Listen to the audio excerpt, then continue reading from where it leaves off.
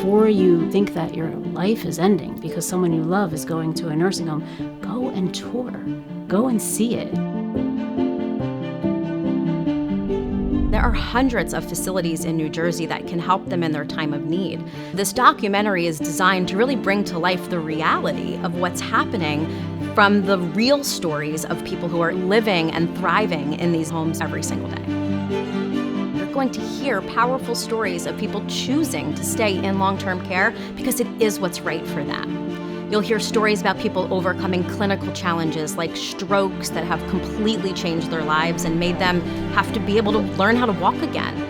You'll hear all of it, and you'll hear about how, because of their journey in nursing homes and in short-term rehabilitation, their lives are better.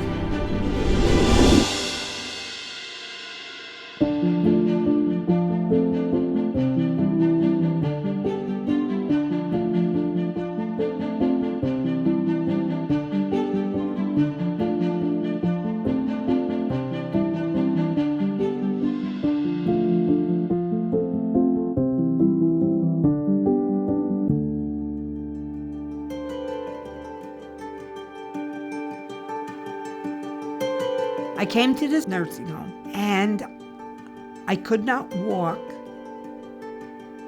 I could not even sit up in my bed. The aides were really good to me. I'm a very prideful woman and I wouldn't let them put a diaper on me. Would not. So I said I could roll over and use a bedpan, and they accommodated me. And they sent me to physical therapy, and it took 8 months for me to walk. And the reason for that was I quit and got frustrated with myself. Tina came in and I was having a crisis, and she came into my room and said, "What can I help you with?" She just took the whole problem and she came in and took care of it. And then she used to come in and see me every now and then just to make sure I was okay. We became friends, and she's like a daughter to me. Tonight, my knees are gonna sing. When I first came here to now, my colostomy has been reversed. I'm a self-care person. I can take my own showers, and for now, I'm able to do that in my room. I went from complete dependency to being independent.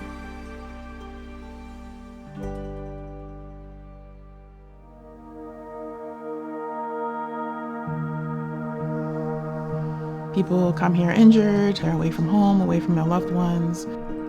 I try to be that ear of compassion for them and just remind them that they are in loving hands. Knowing that I'm actually making a difference for someone is what I really love about working here. I'm gonna cry. I'm gonna cry. Leaving my house. Wanting my husband. I've had one meltdown before, and they were at rehab, and they were wonderful. I know Antoinette was very nervous when she got here. She felt very overwhelmed. In her specific experience, I know she wasn't going home to her condo. She was going from here to an assisted living facility, so she definitely felt overwhelmed. Thank God for Tanya came in the room and just reassured me. Made me feel more comfortable. She does whatever I need. If I needed her help, she was there. If I needed her to talk to my son, she did that many times. It got to a point where we became friends. What does the winner get? A smile. I won. You won, baby. You won. Oh, my honey. What would I do without you? When I first got here, just when I needed the help to be washed, how caring they were doing it. They didn't embarrass me in any way, and I felt comfortable with them.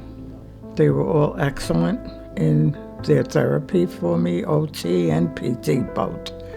Can't say enough. It makes me feel like 90% that I can go and be on my own. If it weren't for them, I think I'd still be in the wheelchair. I'm very excited for Antoinette. She's come a long way. She's been with us for about 4 months. I did everything I can to make her experience a positive one, but she's ready to go home, and I am confident that the care she received here has prepared her to thrive at home.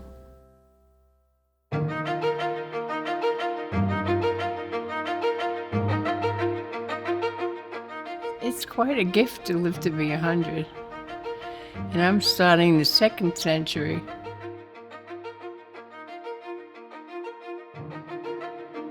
I think the present was the party. The whole day was beautiful. Everyone was there. There were hundreds of people at my birthday party. It was kind of special. I certainly can't live alone. And it would be too much burden on my children. So this is a good place to be. We get very good care physically, and of course they have good food for us, keep us clean and keep us happy more or less, because we can't be home. So this is a second home.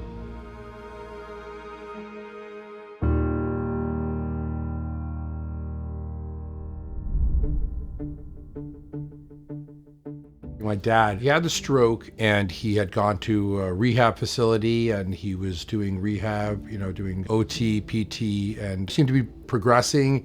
And then he kind of felt, I felt like he kind of stopped trying as much, and then things slowly progressed to where he was not able to move like his right side anymore, so yeah. Even my 24/7 healthcare person really was no longer able to handle him really by herself. So I was planning on putting him in a nursing home, but I even sped it up when I was leaving for a conference. She got to spend a few days doing something that she loved, away from the stress of him not being weighed down by his needs, and so it was good for her to find what she was free to do.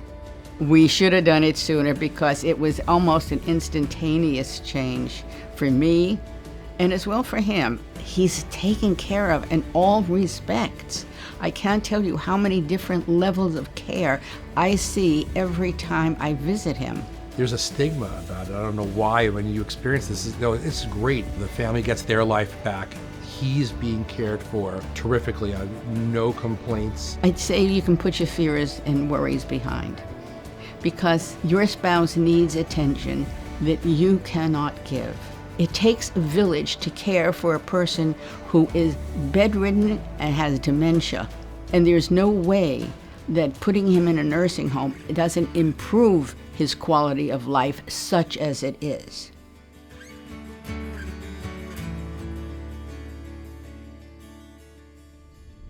I had a stroke in January of 2023. And they operated on my brain. I was totally dormant, dead. I realized that I'm going to be this way for the rest of my life. But the help I get from physical therapy here, it was difficult, but they taught me the proper way to use the foot, use my hand. Okay, remember the prayer? Yep. There you go. Yeah, you got it. She taught me how to close it, but I just can't open it yet. We're working on it. But I can make the fist. They're training me to stand up and walk. Slowly but surely, I'm moving. Okay. You can bring it back. Bring it up. Okay. Stand up nice and tall. Good. You're doing it. Good job. Yeah. I'm willing to stay and I'm willing to be happy. It's super clean. The activities are up there. On a scale of 1 to 10, they're a 10. The attention that they give you is amazing, and that relaxes you, and it's comforting because it's genuine. It's about the people, how they treat you, how they ask you, are you okay? Do you need anything? They make you feel like you're still the man you were when you came in here, you know?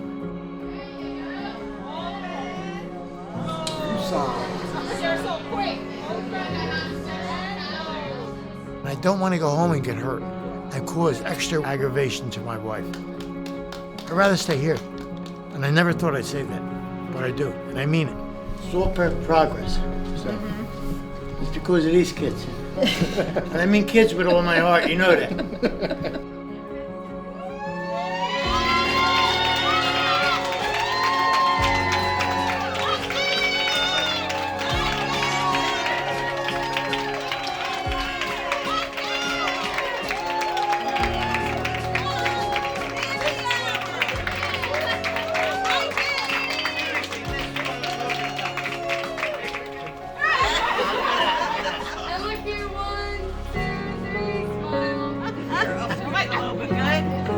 Beautiful, beautiful. Oh my God.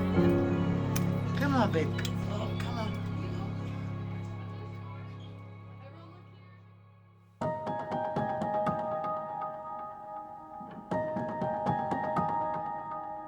I had to come to a nursing home because my legs were bad, and my son and his wife, they worked and was unable to take care of me properly. And there were some people that just gathered around me and say, it's gonna be all right. And at first I was scared, but they held my hand and said, you're gonna be all right. You know, I have some special people that we just see every day and meet, have coffee. We gossip among ourselves.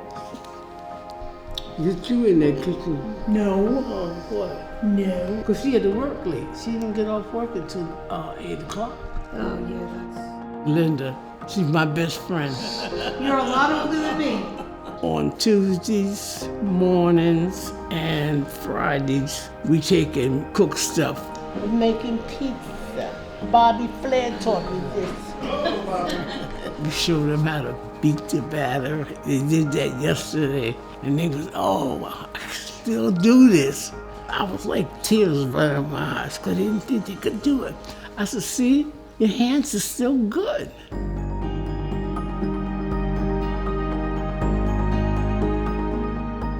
I go see Dr. Green. He gives me my injections in my back. I went to the dermatologist yesterday, the dentist, the heart doctor. The foot doctor comes here and does my feet every 9 weeks. I don't think I would have all that care if I was on the outside, and I wouldn't be able to afford it neither. So now that I have Medicare and I have Optimin, it cuts the cost. All right, Miss Carol, take a deep breath for me. In and out, very good. Deep breath. Very good. Your lungs are clear, your heart's nice and regular. The holiday is coming up and everybody's excited. A lot of them don't have family. And I tell them we're family. So we're going to be together for the holiday. And it's not going to be sad because we're going to be sitting around talking. It's a good thing. I'm going to be here. I'm not going home. I'm going to be here. We're family.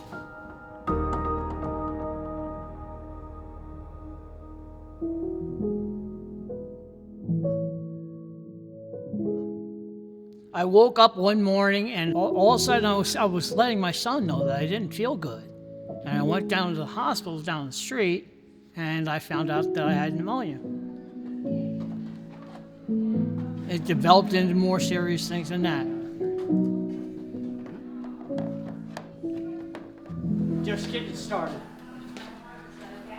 I was bedridden for a while and it really stiffened me up. They've been very cautious of me as far as slipping and falling down and stuff like that. And the meals are good. The room is fantastic. The people are really nice. I couldn't ask for much more than this. They actually gave me therapy and got me situated to where I can go back home again.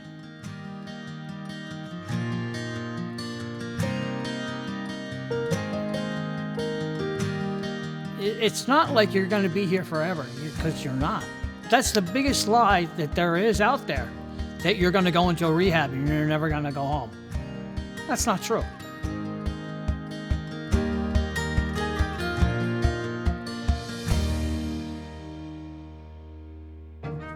It's important to say that not everything is going to be perfect when it comes to putting a loved one or being a person in a nursing home. We're dealing with people who are in some of their most vulnerable states, mentally, physically, emotionally. So of course, there's going to be things that do go wrong. But the efforts being put out there by staff who truly care and medical teams and clinicians who are there to really take care of this population, it's important that we look past those stigmas and shed light on exactly what's happening when things really are positive, which really is the majority of the time. It's about bringing care to the bedside. It's about instituting conversation and communication between doctors and care providers and the residents, and also between us and healthcare systems. It's again about closing the gap between boundaries and healthcare. I believe it doesn't end just where you are. We have a responsibility to people who trust us with their lives to extend what we're doing beyond our walls. I am at ease. When I leave, no matter what I'm doing, the last thing I have to worry about is my husband. Because I know there are people there who are seeing to everything he needs. I've come to really enjoy being here. I've made a lot of friends, so it's really nice to be here. I can be with assisted living. I'm glad we picked, I did too, this place. I met Tanya. It's going to get better. I still have my dignity, and it's all because of the people that are here. They're very bright. They're great at what they do to help you and get through this. Love. It's one word, love. Love the people give you here. I hope that from seeing what you've seen in this documentary that it'll shine a new light on how you think about nursing home care. But I challenge you, it can't just be what you've seen here in this film. Go and see it for yourself. Visit someone that you know in a nursing home. Get involved in a community program that brings something back to these members of the community. You have to see it for yourself to know.